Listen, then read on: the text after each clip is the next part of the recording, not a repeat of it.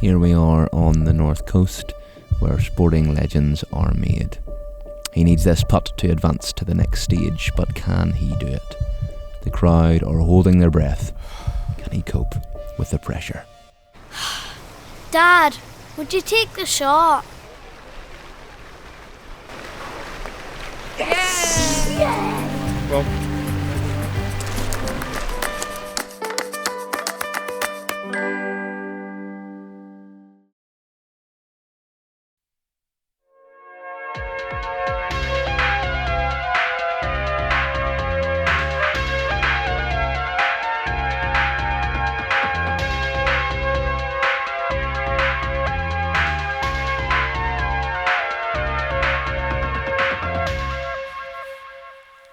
Hello and welcome to a new series of Guess Who's Talking with me, Lynda Bryans.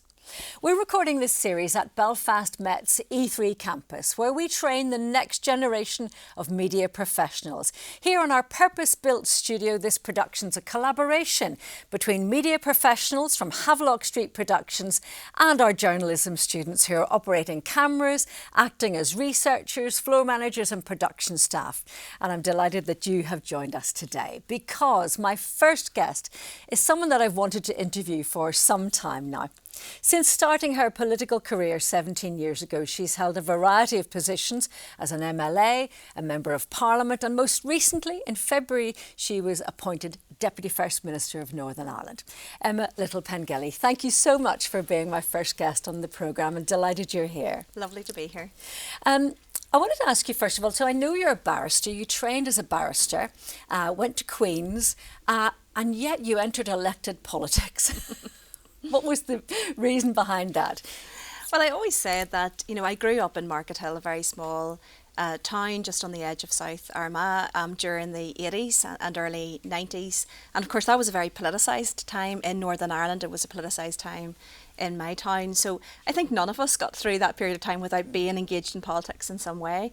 But it was really when I went up to Queen's University that I really got engaged in a range of different political areas. At that time, I started Queen's in 1998. There were one or two big political issues happening at the time, not least the Belfast Good Friday Agreement and the constitutional debate. But of course, for me as a young student at Queen's, Tony Blair, the new Prime Minister, was bringing in tuition fees and removing grants. So this was, of course, very controversial and it was a big issue. So really for me, the first time I really engaged in a political issue that was probably not a constitutional issue, it was a policy issue, but I really enjoyed being part of that campaign. I got involved and was a member of the Student Council. And then finally got elected as Deputy President of the Students' Union, and I served that for a year. So that's really how I got started in politics. Wow, and you were awarded the Pat Finucane Prize as well, weren't you? So you obviously had a great career ahead of you as a barrister. Well, I always say I was always a bit of a girly swat at school as well. So I enjoyed studying, I enjoyed school very much, and I really loved going to university. And I would always encourage, young people to consider going on with their studies, no matter what that looks like, beyond 16 or 18, because you get those qualifications, and even if you don't go into that particular area that you've been training in, it's really good. It gives you those skills. So for me, I did practice as a barrister for a number of years, but ultimately I went into politics. But of course, my law degree and my qualifications that I had, they were really useful in my career so far. Well, let's talk a little bit about that career, because you must have a punishing schedule. Is there any such thing as a typical day for you? Not really. There's obviously the standard things that we do in terms of the Assembly sitting on a Monday and Tuesday. So there's business in the Assembly. That could be questions, it could be responding to a debate, a series of meetings. We have our executive meetings, so that's when all of the ministers get round the table and we try to get agreement on the big cross-cutting issues or the big issues facing the Northern Ireland executive and government. And of course we do an awful lot of getting out and about as well and meeting people. It's a huge privilege to be invited to so many incredible events and to get to meet so many people from right throughout Northern Ireland. When you put yourself up for elected politics and in most areas of public life, you'll always come up for criticism. There'll be people who love you, people who are toxic on social media. How do you deal with the negative stuff like that? Yeah, it can be very challenging. I was watching something the other day, and as somebody said, like, if you were everyone's cup of tea, you'd be a mug. And I think the reality is, it is very tough. It was very tough. It felt very tough for me at the beginning. I felt I got an awful lot of negativity, particularly on social media. But probably the most frustrating thing is that you can't control this sort of perception of you that's out there. And I felt that I was this caricature that I didn't recognise, that my friends and family wouldn't recognise. But it was very difficult to tackle that. And if you tried to engage in social media, very often you just made it worse. So I would say it's a good thing, but it's also a bad thing that over a number of years I just grew tougher, I grew more resilient with it, I grew a thick skin. It's sad that you have to do that, but the truth is there's a lot of toxic aspects to social media, and I think particularly women in the media get attacked, but I think everyone in the public space. It's not just politicians, as we know. It's journalists, it's people in the media, it's all types of public figures get attacked, sadly. Absolutely, and as you've said, as a woman particularly, how important is image for you now? Well, I think the challenge is that it's one aspect of what you do, and I think as a woman in politics you are very conscious of that because people do comment on how you look, what you're wearing, but it's not just that. I think it can be used as something to attack people with. I've seen that with friends and colleagues, and also people say, oh, you're looking tired, you're looking haggard, you're looking old. So you get all of this commentary about that, and there's no doubt that adds an aspect of pressure, because in these roles it's a very much a bit like your own job. It's a very public facing role, and therefore you are being critiqued all of the time, so it can add that pressure. But ultimately I'm just a great believer that you do what you need to do, and everyone's not going to like you. You're always going to get criticism no matter what you do, but it is about doing your best and stepping forward with a bit of positivity. Absolutely. Well, here you are in the executive office. You're in there in a co-equal role with Michelle O'Neill. Do you think women do it differently? I think they can do it differently. I don't think there is something necessarily that means that we absolutely will. But I think it just depends on the personalities. I've had the great privilege and opportunity to work behind the scenes and watching the different relationships, including in the Office of First Minister and Deputy First Minister. I first came over to work as a special advisor in the shadows in 2007, and that was with Dr. Paisley and Martin McGuinness. I then went on to work for the largest amount of my time as special advisor for Peter Robinson, and saw that dynamic between Peter and Martin.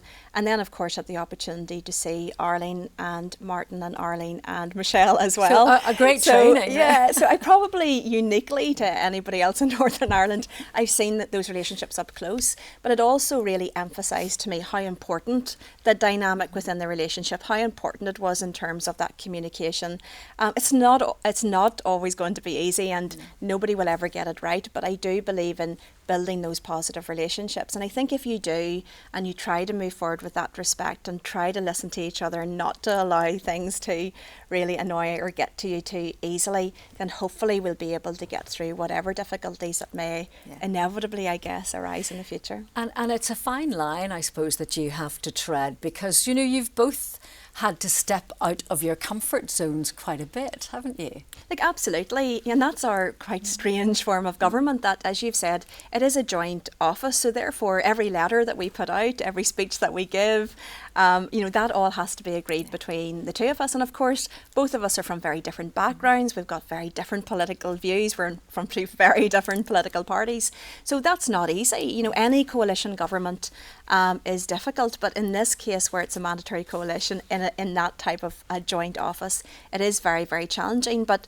I think ultimately it is about that compromise. It's about recognising, hopefully, like, mutually, what issues are very challenging or too difficult, but also where we can focus on the many, many things that we can agree on. Because right from the outset, whenever I came into this job, the very first conversation that I had with Michelle, we just agreed that there were so many big challenges that we need to take on in Northern Ireland. When you look at the health service, when you look at education and special educational needs, affordable childcare, growing our economy, these are all issues where there's actually a surprising amount of consensus and agreement.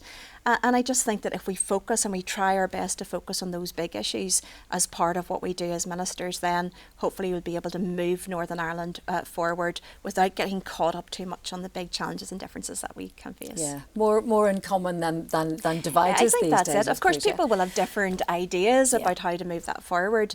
But sometimes I think that diversity and difference can be a strength, because it does mean that the questions are being asked. It does mean that you don't have what is often called sort of that closed room thinking, that kind of disruption of different voices and different ideas coming to trying to solve a problem. I think actually that could be our superpower here in Northern Ireland, that could be something that unlocks the potential that I really believe that we have here. Absolutely. So you alluded to, you're both from very different backgrounds. There's no getting away from that. You're from Market Hill. How much did your early life shape where you've gone, that journey in your career? I think massively. It was a very difficult time in Market Hill for Northern Ireland, of course, in the 80s and the early 90s. And, we often talk about both Michelle and myself being of that almost a Good Friday Agreement generation. I just turned 18 in 1998. So, of course, I was just at that crossover from, my childhood and young adulthood into being an adult. And really it also marked those two very distinct periods of our history here in Northern Ireland.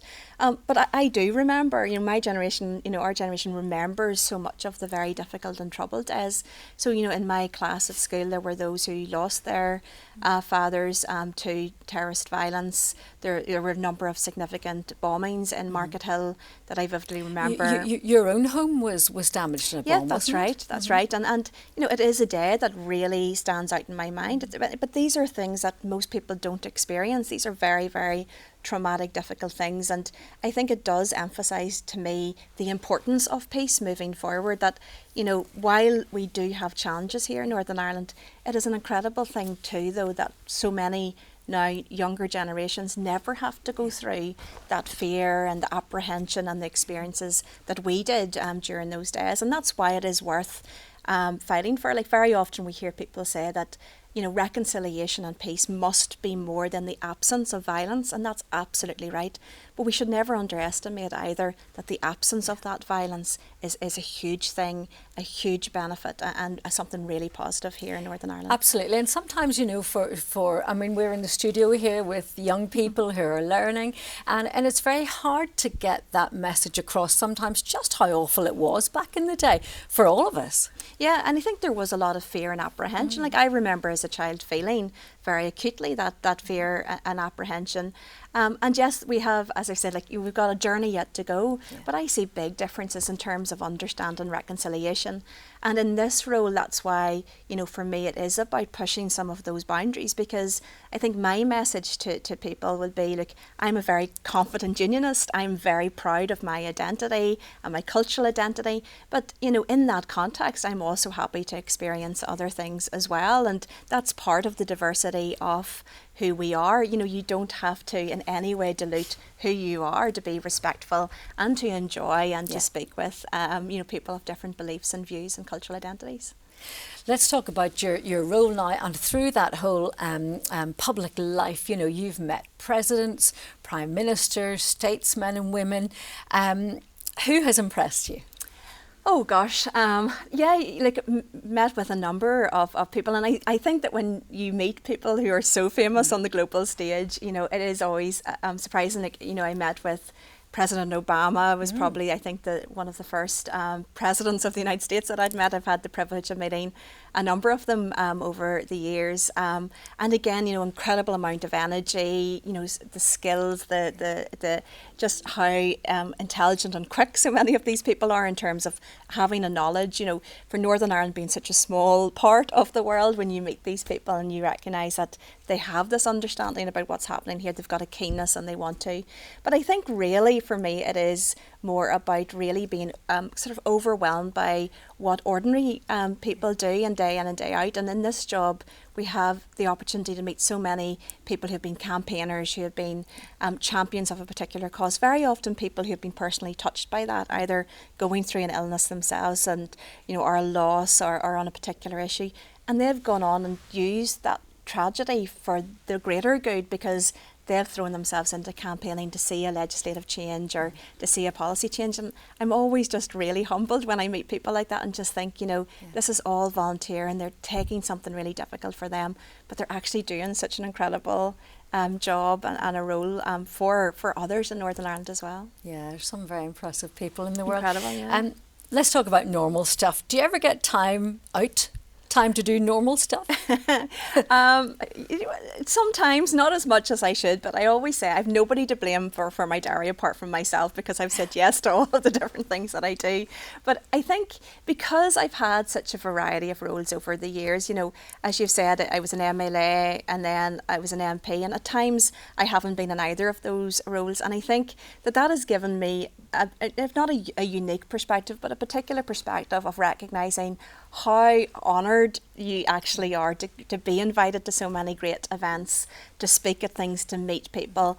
It really is a privilege, and I think that's why I do fill up so much of my days trying to get out and about, because all of these things are only but for a season. You only do them for so long.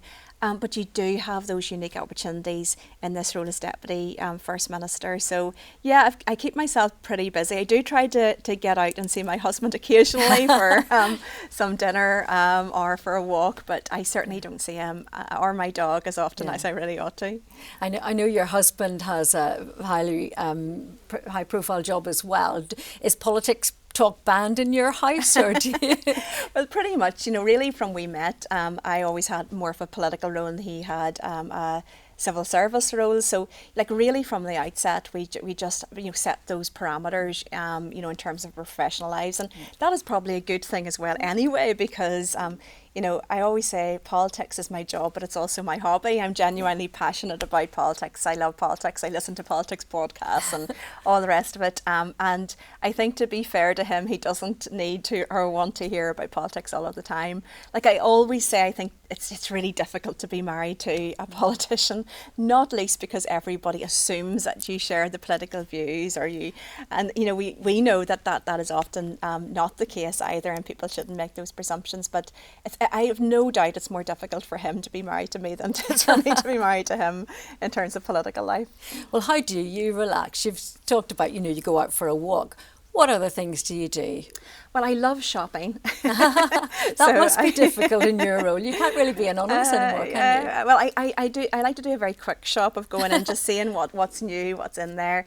I love walking, taking the dog out for a walk. I love getting into nature, love forests, going down by the sea. So, I find that really relaxing. And of course, I love reading, and I will read everything, a bit of light fiction, heavy fiction, non-fiction.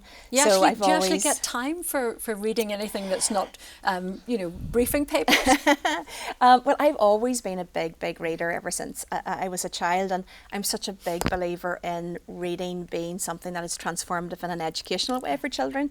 And my parents, brought me down to the little mobile library that came to our town every week, and I was allowed to get 5 or 6 books out. So really from I was no age, I always read a little bit before I sleep. So it doesn't matter what time I go to bed, I will, even if it's just 5 pages or 10 pages. And of course, when I go on holidays, I will spend most of my time on holidays trying to relax and read books. So yeah, I do get a bit of a chance to do it. Good. And you alluded to, you spoke about your dog there. Tell me about your dog. So I've got a wee dog called Ruby. So she's a Tibetan Terrier, and she's a terror, all right. So, no, she's lovely. As I said, I don't get to spend as much time with her as I would like, but she's just turned 1 year old, so she's still quite naughty. But she's lovely. Good. And that certainly levels you all right, doesn't it? What does Christmas look like for you? And do you actually get into the kitchen, roll your sleeves up, put an apron on, cook Christmas dinner? Well, I was born on the 31st of December, so I'm a winter baby on a very snowy Christmas, so I'm told. So I love Christmas. I love autumn into winter. I love walking in nature in autumn through to winter, and I love Christmas. And I think I very much love Christmas because my mother loved Christmas, and I think that when you grow up in that environment where it's so magical, and she always decorated the house so beautifully, and she really somebody said to me, for people who love Christmas, what you actually love is that the magic your mother put into Christmas, and And that, so everything about it, I love getting the tree up and, all the rest of it. So yeah, we usually have a very quiet Christmas, Richard and myself, and I will cook. I don't mind cooking at all. So we do that, but it's all very relaxed. So once it gets to Christmas Eve and all of the shopping has been bought and the presents wrapped and everything done, hopefully we'll get a few days to relax and sleep. And you can breathe a sigh of relief and just enjoy the time. So obviously you've said it yourself, you're in politics for a season, you're Deputy First Minister for a while or whatever, and that it's not going to go on forever and ever. Can you see yourself come back into law? Yeah, so I went back into law a couple of years ago, and it was a very different experience. I'd left the law probably back in, I think it was 2007 when I came over as a special advisor. So I'd been out of it for a long time, still worked a lot with the law in terms of legislation and policy and different issues.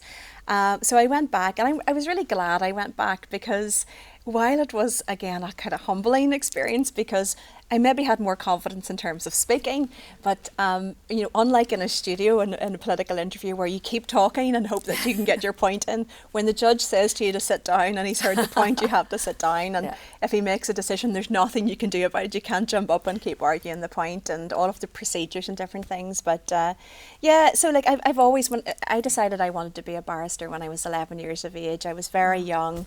I was just really determined to do it, and I suppose in that sense I always, as a child, saw myself in that role. But I do think that politics is quite similar in the sense that, you are an advocate on issues. You are a voice for people who perhaps feel that they can't, stand up and speak out for themselves. And you are somebody that can work with the law to change things. So I often think being in politics is almost like it's so similar, but just in a different way, of course. And I think through this role, you do have a huge potential to change things for the better for many, many people. As a lawyer, you can change the law, but very often you are working for individuals, and very often at the worst times of their lives as well. But I think there are similarities too. As we've said, we're here in a television studio with students, the future people who are probably going to be interviewing you in the future and shouting questions at a press conference. But these young people are growing up, as you said, in a very different time than you and I grew up, with very different priorities. They're into environmental issues, mental health's a huge thing, LGBT issues and so on. What would you say? What would be your message to these students and just trying to engage them in their futures? Mm-hmm. Well, look, I think that this is a really exciting time for Northern Ireland. I think we've got huge potential. But we do need to seize that potential, and to do so we really need to ensure that our young people get the skills that they need to get for the jobs of the future. And from an executive perspective, we're really trying to create as many of those good jobs. So those are good quality jobs at a good wage to enable people to really thrive. But I would always say, when I look back, every single generation really faces challenges. When my grandmother is still alive, she's 97. Really? And when I look back at her life and through that, the Second World War, through rationing, through the Troubles, you live so many different lives through your lifetime, and many of those experiences can be very challenging. And I think when you go back each generation, you see that. So there's no doubt there are big challenges facing young people today. Those are very different challenges from the challenges that we face. I'm always very conscious that social media is such a visual format, that there's a lot of pressure now on young people about the way that they look, what they do. When you and I were younger, or teenagers and in your 20s, you could go out and you can enjoy life with your friends, and you didn't have that same apprehension that at every turn somebody was putting up a phone and recording it, and what you do, so maybe something silly in your teens or in your early 20s, that will be about, for the rest of your life. Absolutely. And that is a very different challenge, and I think a big burden for young people. So, I think that if you can put the phones down, just enjoy life, build those friendships. I think throughout my life, those friendships and the strong family bonds are so important. That's what really matters. And do try not to listen to the detractors and the negativity that's out there. These people don't know you. They'll never know you. They don't care about you, and the things that they say then need to be taken into that context. So, I do think the future's bright. but it is about just stepping forward with a bit of confidence, get the skills that you need. I always say your qualifications are very easy carried, and once you have them, you will have them for life, and that really unlocks so many doors and so much potential for you. Good advice to finish on. It's been an absolute pleasure to talk with you and to hear and to see a different side of you than we normally see. So I thank you so much, Deputy First Minister, for joining me. Emma Little Pengelly, thank you. Thank you.